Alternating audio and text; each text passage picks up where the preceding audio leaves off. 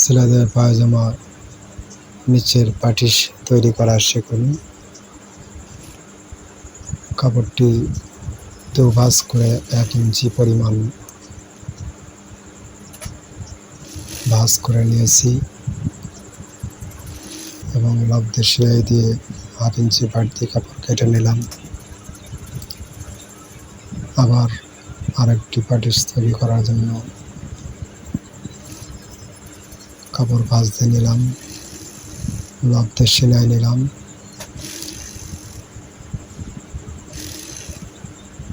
ছেলেদের পায়জামা পাটিশ তৈরি আপনারা হয়তো অনেকেই পারেন না। ভিডিওটি দেখুন, অবশ্যই আপনারা ছেলেদের পায়জামা পাটিশ তৈরি করতে পারবেন। এভাবে পাটিশটি তৈরি করে নিয়েছিলাম। বডির উপর ফেলাইয়া আর একটি সেলাই নিতে হবে। দুপাটে এভাবেই আপনারা সেলাই দিয়ে নেবেন। তো ভিডিওটি না টেনে দেখুন, অবশ্যই আপনিও পারবেন এই ভিডিওটি দেখে। তারপরে নিচে লব্ধের সেলাই নিতেছি।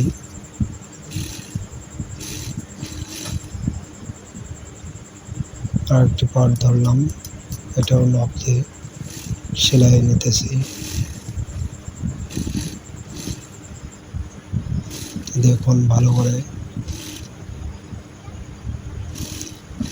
এরপরে 1 সুতা পরিমাণ ফাঁক রেখে এর লব্ধে সেলাই নিতেছি।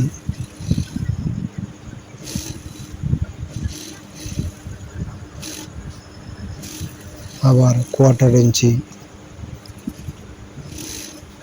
ফাঁক রেখে সেলাই নেবেন।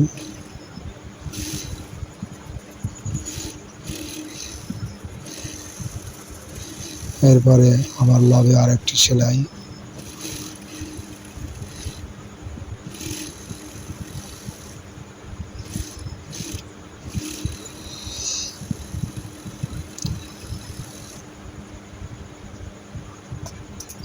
এরপরে এটা আবার 1/4 ইঞ্চি ফাঁক রেখে আর একটি সেলাই করবেন।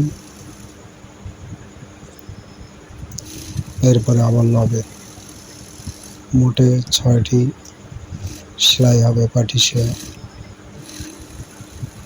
পাটিশ এভাবে তৈরি করেন যেভাবে আমি কাপড় ধরি আর সেলাই। এরপরে ঝিকঝাকভাবে সেলাই করবেন। যেখানে গ্যাপ ছিল 1/4 ইঞ্চি, 1/4 ইঞ্চির মধ্যেই এই ঝিকঝাক সেলাইটি হবে। সেলাইটি দেখতে অনেক সুন্দর লাগে, আপনিও পারবেন। ভিডিওটি না টেনে দেখুন, ঠিক এভাবে সেলাই হবে।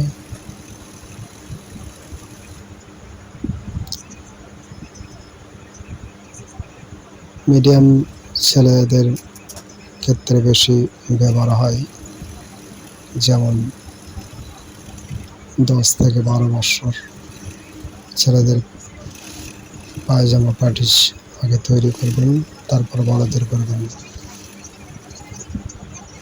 আর মাঝখানে যে 1/4 ইঞ্চি ফাঁকা ছিল, মাঝখানে দিয়ে বরাবর সেলাই দিয়েছি। এরপরে পায়জামা মোহরি সেলাই।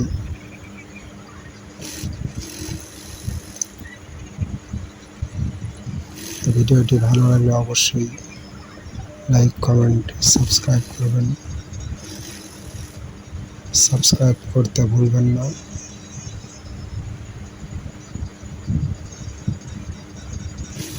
প্রয়োজনে ভিডিওটি বারবার দেখুন, আপনি এরকমভাবে তৈরি করতে পারবেন।